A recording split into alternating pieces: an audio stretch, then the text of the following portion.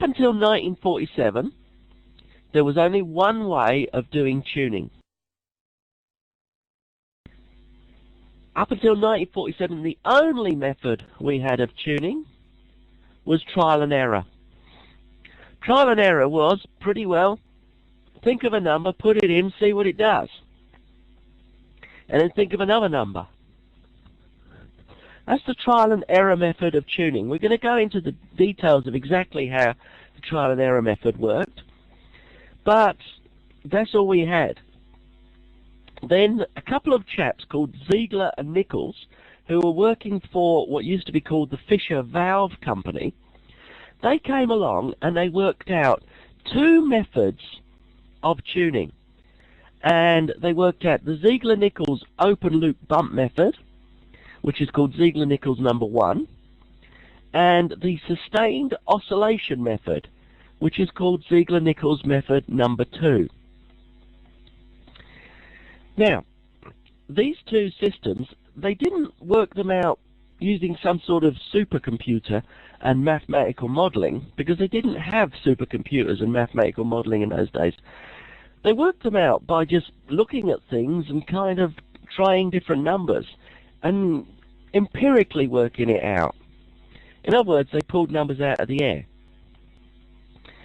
So, there's the three methods. The trial and error method is a closed loop method. In other words, we have the system in auto. The open loop bump is an open loop method, so we have the system in manual. The sustained oscillation method is another closed loop method, and we have the system in auto.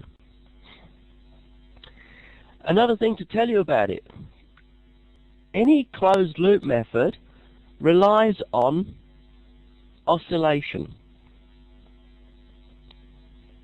So the trial and error method relies on oscillating.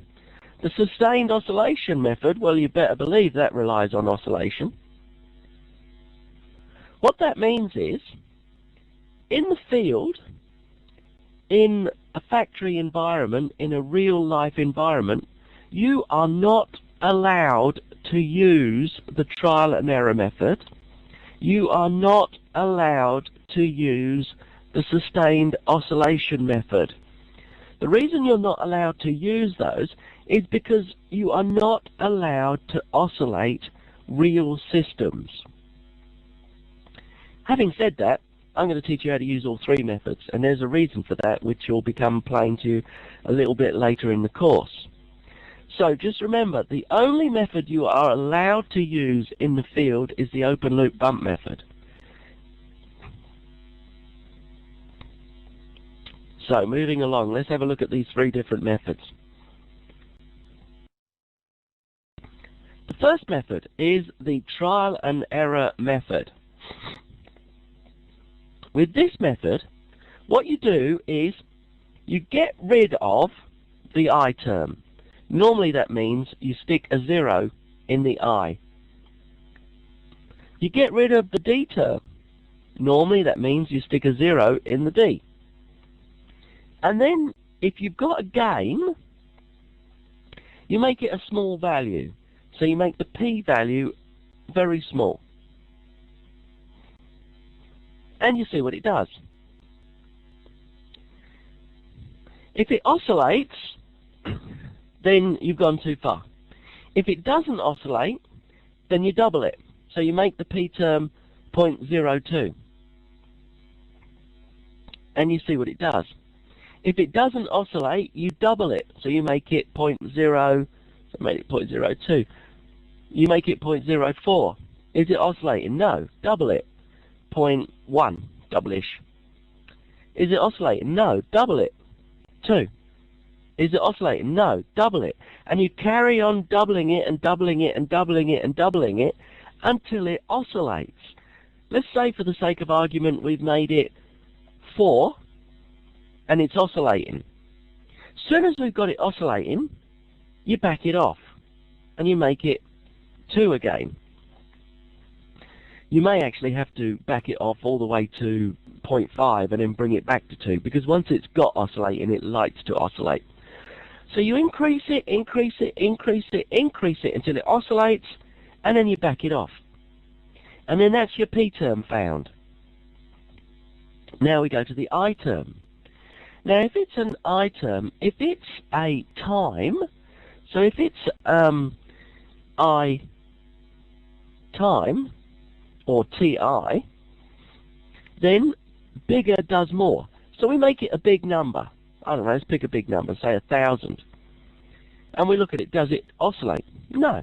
So we make it smaller, so we halve it, make it 500. Does it oscillate? No. So you halve it again, 250. Does it oscillate? No. And we carry on doing this until, say, we get to 30. Oh, I probably won't get to 30. So we get to 20. If we get to 20 and it oscillates, then we say, oh, okay, 20 made it oscillate, so I'll go back to where I was last time, which would be 40. So there we go. I've got a gain of 2 and an I term of 40. And that's it. I found it. Now what we've done here is we found the P and I values, because what we're trying to do, remember, is we've got these 3 boxes in our PLC called P, I, and D. So now we go to our PLC and we found 2, so we'll stick that in for the P. We found 40, we'll stick that in for the I.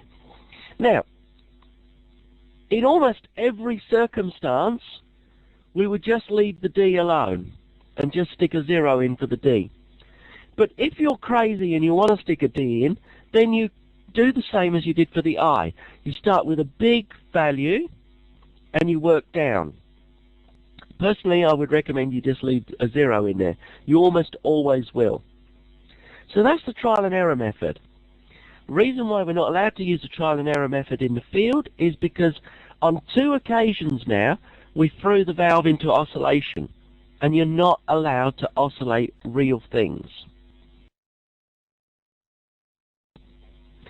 I mean, I can't emphasize this enough. You can imagine, if you went up and said, do you mind if I just oscillate the nuclear reactor level? No one's going to be very happy.